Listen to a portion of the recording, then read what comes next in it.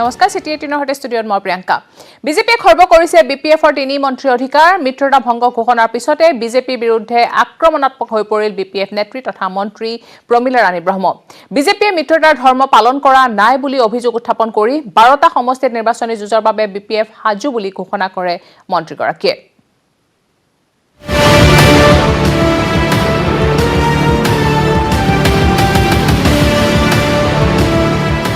আমাৰ দাদা তেওঁলোকৰ কাম হাসিল হৈ গল তাৰ পিছত কুকুৰৰ দৰে আমাক খেদি দিয়ে কাম থাকিলে দানা দিয়ে কাম হলে কুকুৰৰ দৰে খেদে বিজেপিয়ে যেতিয়া প্ৰয়োজন হয় আমাক দানা দিব খাদ্য দিব খাবৰ কাৰণে দিব যেতিয়া আমাক প্ৰয়োজন নহয় আমাৰ দাদা তেওঁলোকৰ কাম হাসিল হৈ গল তাৰ পিছত কুকুৰৰ দৰে আমাক খেদি দিব বিজেপিৰে মধুচন্দ্ৰিকাৰ অন্ত পেলায়ে বিজেপিক কঠোৰ সমালোচনা কৰিলে বিপিএফ নেত্ৰী প্ৰমিলা ৰাণী ব্ৰহ্মই মই মন্ত্ৰী হওঁ আমি এমএলএ 12টা সমষ্টিত এমএলএ আছো আমাক স্বয়ং নিদিলে স্বয়ং স্কিম নিদিলে আমাক অৰুণোদয় নিদিলে সকলো ৰাস্তা ঘাট আমি ঠিক কৰি দিলো নিৰ্বাচন কৰি দিলো আমাক ফাউণ্ডেশ্যন কৰিব নিদিয়ে আমাক ফাইনাল কৰিব নিদিয়ে আমি ফাইনাল কৰি ৰখা ৰাস্তাবিলাকক লকডাউনৰ সময়ত এটা বছৰ কোড অফ কণ্ডাক্টত আমি থাকিলো এটো একেবাৰে স্থগিত কৰি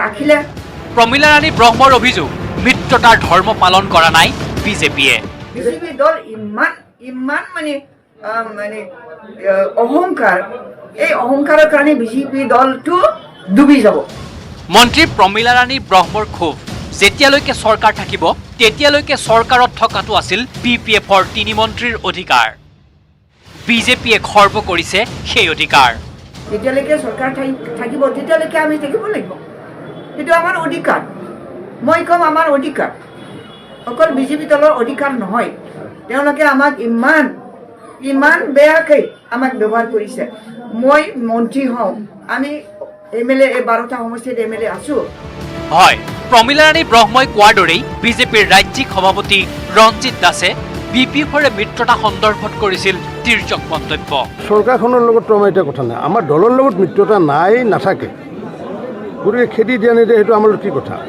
কাৰোবাৰ যদি লাজ আছে নিজেও আঁতৰি আহিব পাৰে 5 বছৰে একেলগে চৰকাৰ কৰা দলটোক উদ্দেশ্যি ৰাজ্যিক বিজেপি সভাপতিগৰাকীয়ে কৰা মন্তব্যৰ পিছতে মিত্ৰদল হৈও বিজেপিয়ে বিপিএফৰ মন্ত্ৰী তথা বিধায়কক কৰি অহা বঞ্চনাৰ কথা ক'লে প্ৰমিলা ৰাণী ব্ৰহ্মই আমাক স্বয়ং নিদিলে স্বয়ং স্কিম নিদিলে আমাক অৰুণোদয় নিদিলে সকলো ৰাস্তা ঘাট আমি ঠিক কৰি দিলো নিৰ্বাচন কৰি দিলো আমাক ফাউণ্ডেশ্যন কৰিব নিদিয়ে কোকৰাঝাৰত আয়োজিত এক সংবাদ মেলত প্ৰমিলা ৰাণী ব্ৰহ্মই বিজেপিৰ বিৰুদ্ধে ক্ষোভ উজৰাৰ লগতে ক'লে বিটিআৰৰ 12টা সমষ্টিতে নিৰ্বাচনী যুঁজৰ বাবে সাজু বিপিএফ বিজেপিৰ লগত আমি ফাইট নকৰো পাব্লিকে ফাইট কৰে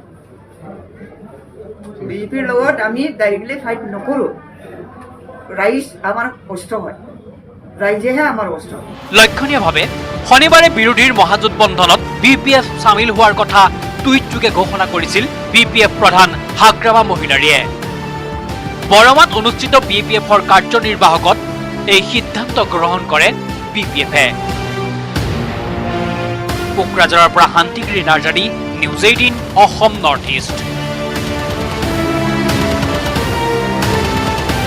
কংগ্ৰেছ মহাজোঁটত আনুষ্ঠানিকভাৱে যোগদান বিপিএফৰ মহাজোঁটৰ অংশীদাৰ হৈয়ে বিজেপিক উৎখাতৰ অংগীকাৰ হাগ্ৰামাৰ বিপিএফৰ সহযোগে মহাজোঁটক অধিক শক্তিশালী কৰাৰ দাবী নেতৃত্বৰ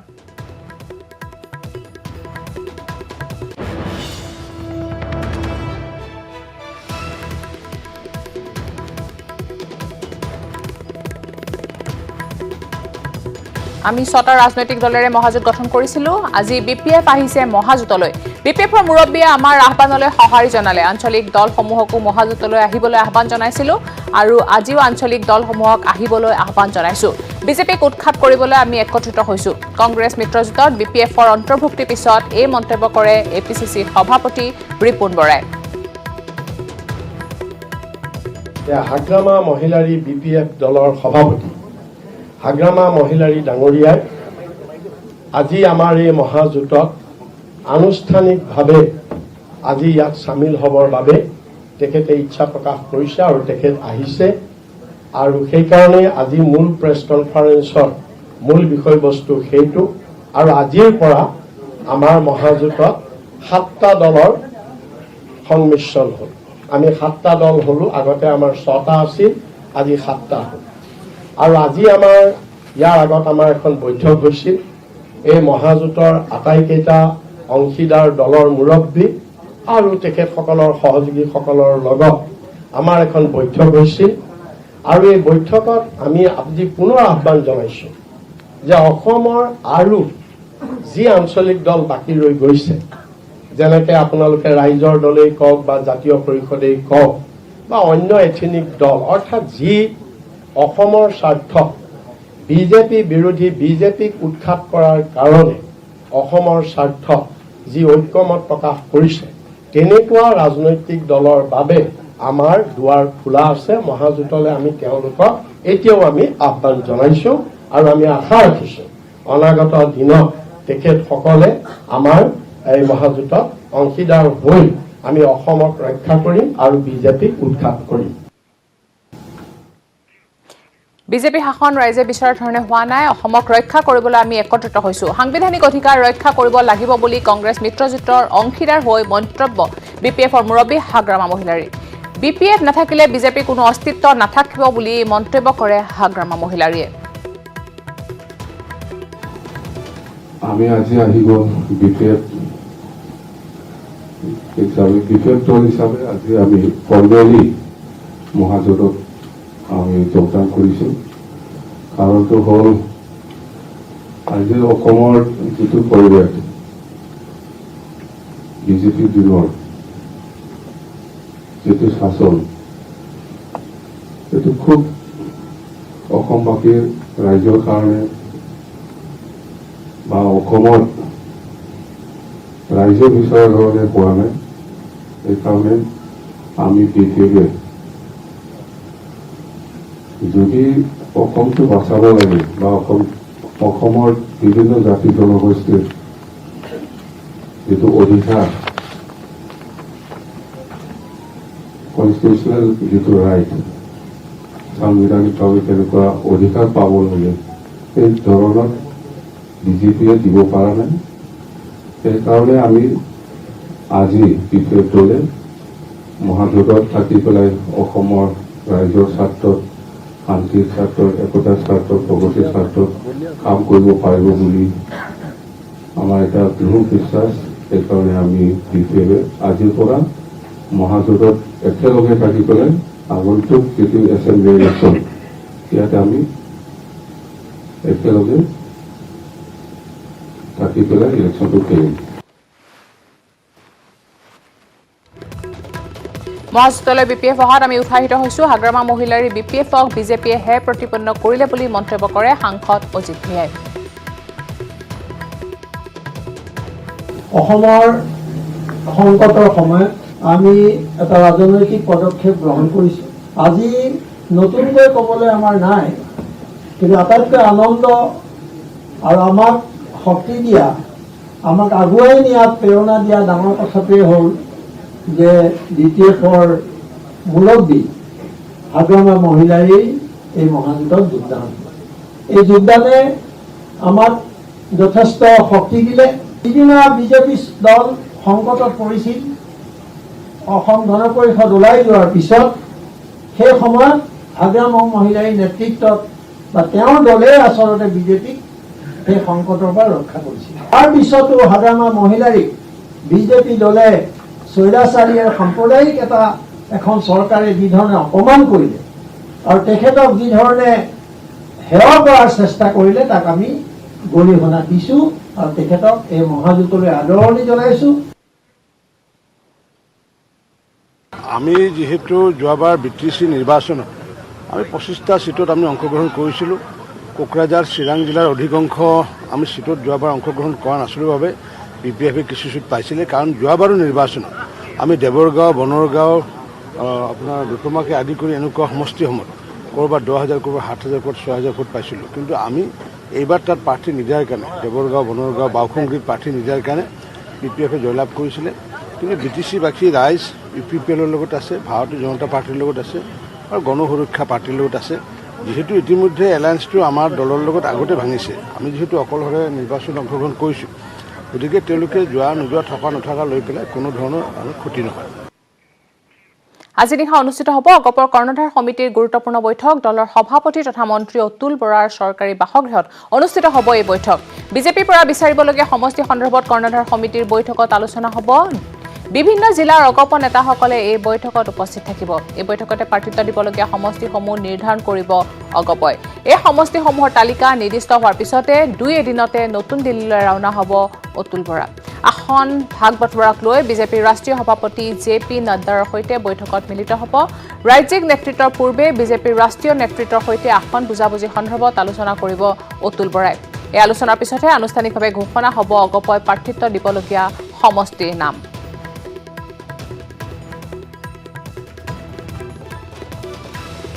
বিধানসভা নিৰ্বাচনত আসন বুজাবুজি সন্দৰ্ভত মন্তব্য BTC চিফ প্ৰমোদ বড়োৰ। বিজেপি JSPৰ সৈতে হ'ব UPPLৰ আসন বুজাবুজি, কিন্তু বৰ্তমানলৈকে বিজেপি তথা JSP দলৰ সৈতে আসন বুজাবুজি হোৱা নাই বুলি মন্তব্য কৰে প্ৰমোদ বড়োৱে। বৰ্তমান সকলোৱে নিজৰ নিজৰ জংঘলহে চাফা কৰি আছে। সমষ্টি তথা ৰাইজৰ সমৰ্থন থাকিলে যি দলে প্ৰাৰ্থী দিব জয়ী হ'ব বুলি মন্তব্য কৰে। UPPLৰ নেতৃত্ব মিত্ৰজোঁটে ভাল ফল দেখুৱাবলৈ সক্ষম হ'ব বুলিও আশা প্ৰকাশ কৰে। আনকি BPFকো তীব্ৰ কটাক্ষ কৰে প্ৰমোদ বড়োৱে। আসন বুজাবুজিটো এতিয়ালৈকে আগবাঢ়া নাই। নিজৰ নিজৰ জংঘল চাফা কৰাত লাগি গৈছে চবে। তো আসন বুজাবুজি হৈ যাব। সমষ্টিটো যদি ঠিকে থাকে, ৰাইজৰ যদি ছাপোৰ্ট থাকে, যি হ'লেও নিৰ্বাচন জিকি যাব। গতিকে আসন বুজাবুজিটো এতিয়ালৈকে আমাৰ কাৰণে হেডেকৰ মেটাৰ নহয়। আৰু এইবাৰ যিটো আছে, যোৱাবাৰ নিৰ্বাচনত কাউন্সিল নিৰ্বাচনত ৰাইজে যিটো মানে কৰিব নোৱাৰিলে, এতিয়া চবে মানে এইটো ইচ্ছা প্ৰকাশ কৰিছে কি পৰিৱৰ্তনটো 100% আনিব লাগে। গতিকে এইটো নিৰ্বাচনত UPPLৰ নেতৃত্বত যিটো আমাৰ মিত্ৰজোঁট হ'ব, ইয়াত ভাল ফল কৰিব, এইটো চিয়ৰ হৈ গৈছে। হাগ্ৰামা মহিলাৰে পুনৰ কৈছে যে প্ৰাক্তন এনডিএফবিখিনিক প্ৰলোভন দি UPPL দলত যোগদান কৰা হৈছে বুলি। এতিয়ালৈকেতো কোনো যোগদান কৰা নাই, প্ৰলোভন দিয়াৰ কথাও নাই। প্ৰলোভন দিবলৈ আমাৰ আছে কি? প্ৰলোভন দিবৰ কাৰণে হাগ্ৰামা মহিলাৰহে আছে, আমাৰতো নাই একো প্ৰলোভন দিবৰ কাৰণে। বিজেপি মিত্ৰজোঁটৰ আসনৰ অংকত লাগিছে আউল। 3খন আসন দাবী গণ সুৰক্ষা পাৰ্টীৰ। বিজেপিক জনাইছে গণ সুৰক্ষা পাৰ্টীয়ে। বৰমা, চপাগুৰি, চেডলি লাগে নৱ কুমাৰ শৰণীয়াক। বৰমাত JSP সাম্ভাব্য প্ৰাৰ্থী পানীৰাম ৰাভা। নিউজ 18ক জনাইছে নৱ কুমাৰ শৰণীয়ে। অসম বিধানসভা নিৰ্বাচনত জাহাজেৰে নিৰ্বাচনী প্ৰচাৰ চলাব অসম জাতীয় পৰিষদে। নিৰ্বাচনত নতুন আঞ্চলিক দলটোৰ প্ৰতীক হ'ব জাহাজ। ব্যৱসায় বাণিজ্যৰ লগতে মহাবাহুৰ দুয়োপাৰে থকা মানুহৰ মাজত সমন্বয় স্থাপন কৰাৰ উদ্দেশ্যেৰে অসম জাতীয় পৰিষদে ব্যৱহাৰ কৰিব জাহাজৰ প্ৰতীক। জাহাজেৰে নিৰ্বাচন প্ৰচাৰ চলাব AJPয়ে। বিধানসভা নিৰ্বাচনত অসম জাতীয় পৰিষদৰ প্ৰতীক হ'ব জাহাজ। AJPৰ জাহাজ প্ৰতীকক নিৰ্বাচনী আয়োগৰ স্বীকৃতি। আগন্তুক বিধানসভা নিৰ্বাচনলৈ সম্পূৰ্ণৰূপে সাজু হৈছে নতুন আঞ্চলিক ৰাজনৈতিক দল অসম জাতীয় পৰিষদ। 2021ৰ নিৰ্বাচনত জাহাজক প্ৰতীক চিহ্ন হিচাপে লৈ নিৰ্বাচনত প্ৰতিদ্বন্দ্বিতা কৰিব AJPয়ে। দেওবাৰে মুকলি কৰা হয় AJPৰ এই নতুন প্ৰতীক চিহ্ন। নিৰ্বাচনত জাহাজক প্ৰতীক চিহ্ন হিচাপে ব্যৱহাৰ কৰাৰ বাবে স্বীকৃতি প্ৰদান কৰিছে নিৰ্বাচনী আয়োগে। ৰাজনৈতিক, সামাজিক আৰু বৈজ্ঞানিক উত্তৰণৰ যিটো চিন্তা, তাৰ লগত জড়িত হৈ থকা এটা চিম্বল, যিটো কথা আমাৰ ঐতিহাসিকভাৱে মানুহৰ মুখত আছে।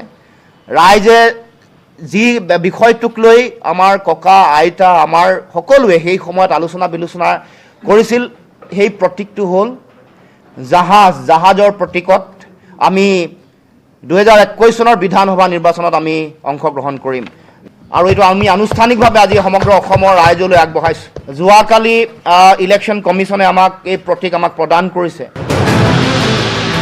ব্যৱসায় বাণিজ্যৰ লগতে মহাবাহুৰ দুয়োপাৰে থকা মানুহৰ মাজত সমন্বয় স্থাপন কৰাৰ উদ্দেশ্যেৰে অসম জাতীয় পৰিষদে ব্যৱহাৰ কৰিব জাহাজ প্ৰতীক চিহ্ন। এতিয়াৰে পৰা নিৰ্বাচনী প্ৰচাৰৰ হৰ্ডিং পোষ্টাৰৰ লগতে AJPৰ হৈ নিৰ্বাচনত প্ৰতিদ্বন্দ্বিতা আগবঢ়াব বিচৰা প্ৰাৰ্থীৰ নামৰ লগত থাকিব জাহাজৰ প্ৰতীক চিহ্ন।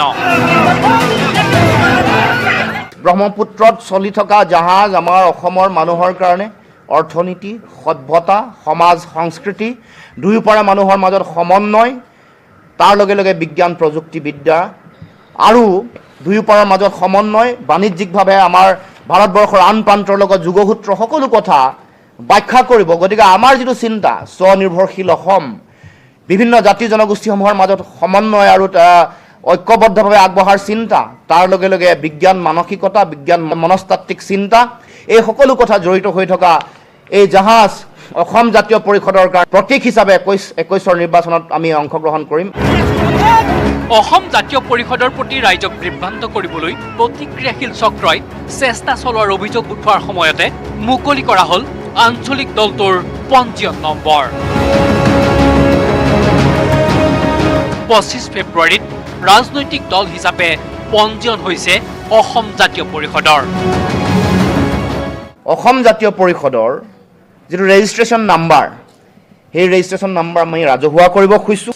56/1/2021/PPS1 26 ফেব্ৰুৱাৰী 2021 চনত নিৰ্বাচনী আয়োগৰ যিখন নটিফিকেশ্যন, তাত আমাৰ এইটো ইতিমধ্যে প্ৰচাৰ হৈছে আৰু এই যিটো ৰেজিষ্ট্ৰেশ্যন নাম্বাৰ, এই ৰেজিষ্ট্ৰেশ্যন নাম্বাৰটো ৰাজহুৱা কৰিলোঁ। সমগ্ৰ কথা বতৰা ভাৱমূৰ্তি ম্লান কৰিবৰ কাৰণে আনকি সামাজিক মাধ্যমসমূহতো বিভিন্ন ধৰণৰ অপপ্ৰচাৰৰ আশ্ৰয় লৈছিল, বিভিন্ন ধৰণৰ বিষয় ভাইৰেল কৰা হৈছিল। গতিকে আমি এই বিষয়টো আজি আমি ৰাজহুৱা কৰিলোঁ। হীৰকজ্যোতি মালেকাৰ report, news 18 Assam North east.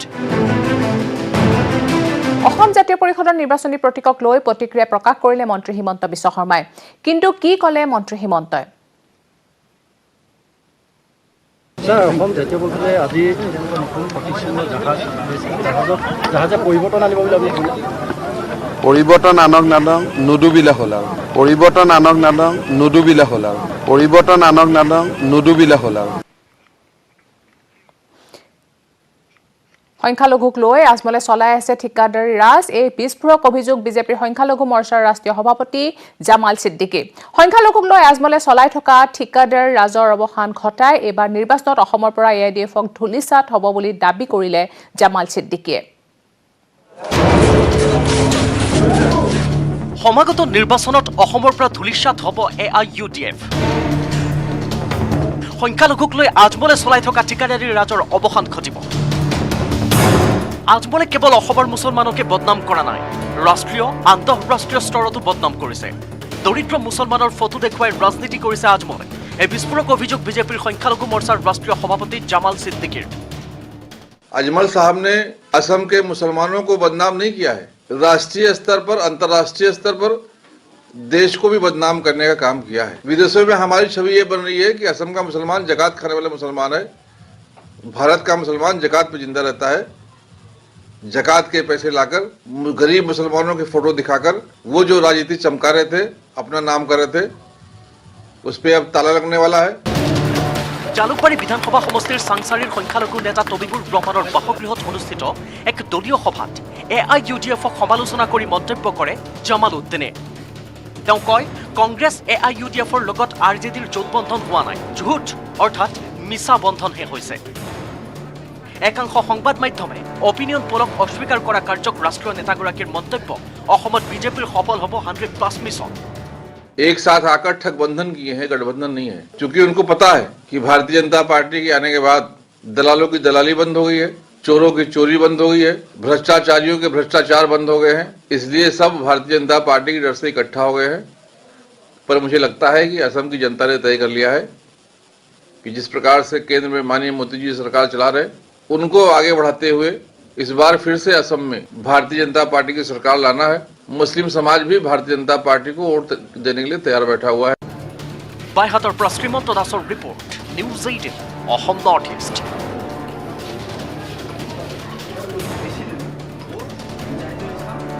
নিৰ্বাচনী জয়ৰ নতুন অংক কংগ্ৰেছৰ। ঘৃণাৰ ৰাজনীতি কৰিব কংগ্ৰেছে। দলীয় সভাতে কংগ্ৰেছ কৰ্মীক ঘৃণাৰ ৰাজনীতি বিয়পাবলৈ আহ্বান জনালে প্ৰদেশ কংগ্ৰেছৰ সভাপতি ৰিপুণ বৰাই।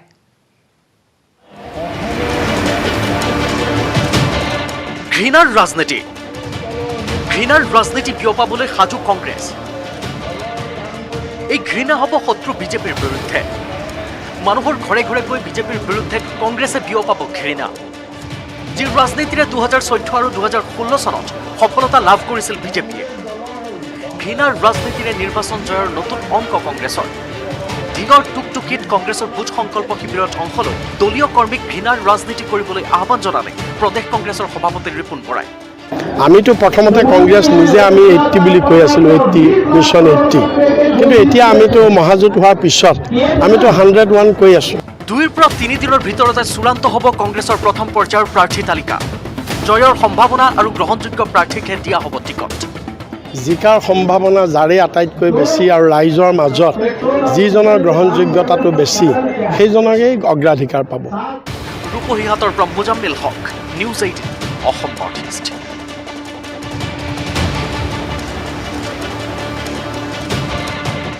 দুদিনীয়া ভ্ৰমণসূচীৰে সোমবাৰে অসমলৈ আহিবলগীয়া AICCৰ সাধাৰণ সম্পাদিকা প্ৰিয়ংকা গান্ধীক আৱৰ্ত ভৱনৰ কোঠা আবণ্টন নিদিলে বিশ্বনাথৰ উপায়ুক্তই আৰু এই অভিযোগ তুলি নিৰ্বাচনৰ সময়ছোৱাত সকলোকে নিৰপেক্ষ হ'বলৈ নিৰ্বাচন আয়োগক নিৰ্দেশ দিয়াৰ বাবে আহ্বান জনালে প্ৰদেশ কংগ্ৰেছৰ সভাপতি ৰিপুণ বৰাই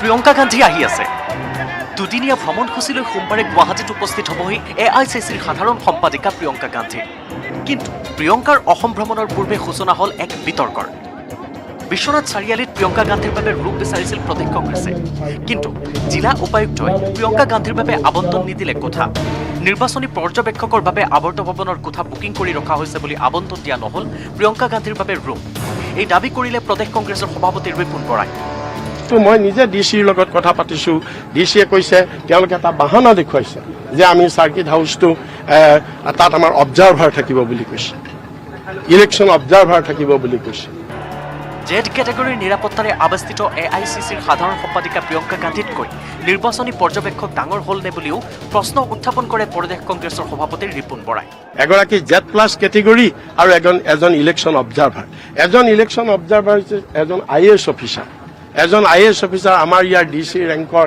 এজন IAS অফিচাৰ আৰু এগৰাকী Z+ চিকিউৰিটি মানুহৰ নিৰাপত্তা দিয়াটো চৰকাৰৰ দায়িত্ব গতিকে তেওঁক এনেকুৱা সুৰক্ষিত ঠাই সেইকাৰণে চাৰ্কিট হাউচ আৰু চাৰ্কিট হাউচটো এটা চৰকাৰী তাত পইচা দি পেলাই থাকিব লাগে আমি ফিজ দি থাকোঁ গতিকে তাত তেওঁক সেইটোৰ অজুহাতত তেওঁক তাত জেগা নাই বুলি কৈছে গতিকে এইটোতে বুজা যায় গভৰ্ণমেণ্টখন কিমান পক্ষপাত প্ৰিয়ংকা গান্ধীৰ বাবে আৱৰ্ত ভৱনৰ ৰুম আবণ্টন নিদিয়াটো বিশ্বনাথত প্ৰতিক্ৰিয়াৰ সৃষ্টি হৈছে এই বিষয়ক লৈ বিশ্বনাথৰ উপায়ুক্তই কোনো মন্তব্য প্ৰদান কৰা নাই বিশ্বনাথৰ পৰা তুষাৰ হাজৰিকাৰ সৈতে Biju Kumar Deka news 18 Assam North east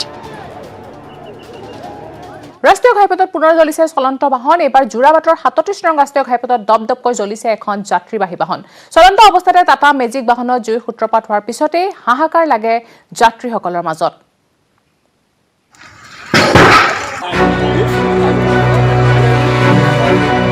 ৰাজপথত জ্বলিছে ইখনৰ পাছত সিখন বাহন এসপ্তাহত জ্বলিল 4খন বাহন যোৰাবাটৰ 37 নম্বৰ ৰাষ্ট্ৰীয় ঘাইপথত দপদপকৈ জ্বলিল যাত্ৰীবাহী বাহন চলন্ত অৱস্থাত জুই লাগে যাত্ৰীবাহী টেম্পুখনত মহানগৰীৰ পৰা মৰিগাঁও অভিমুখে গৈ আছিল বাহনখন অটোমেটিক আহি আছো ইয়াত অটোমেটিক ধোৱা লাগিব ৰখাই দিছো জুই লাগিব যান্ত্ৰিক বিজুতিৰ বাবে গাড়ীখনৰ ইঞ্জিনত প্ৰথমে লাগে জুই জুইৰ লেলিহান শিখাই নিমিষতে আগুৰি ধৰে গাড়ীখনৰ ভিতৰ অংশ কথমপি ৰক্ষা পৰে যাত্ৰীসকল এতিয়া গৈ আছো দলগাঁও কেনেকুৱা জ্বলিলে ক'বই নোৱাৰো আমি গাড়ীতে বহি আছো কেনেকৈ জ্বলিলে আমি দেখাই নাই বিগত এসপ্তাহত 4খন চলন্ত বাহনত লাগে জুই শিৱসাগৰৰ ৰাজপথত যাত্ৰীবাহী আল্ট্ৰাবাছত জুই লগাৰ পাছত তিনিচুকীয়াত মাৰুতি ভান আৰু গুৱাহাটী মহানগৰীত এখন 108 এম্বুলেন্সত লাগে জুই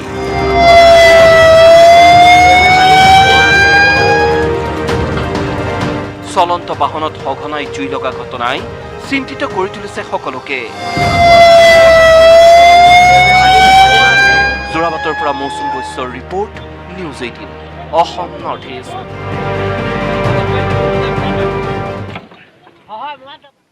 চাই থাকক